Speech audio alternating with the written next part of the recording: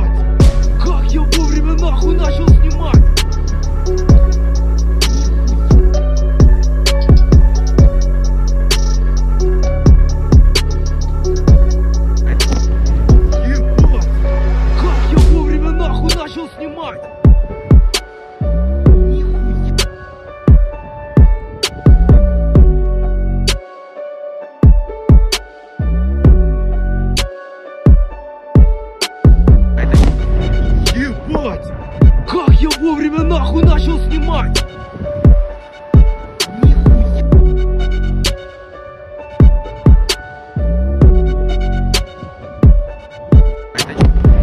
Ебать!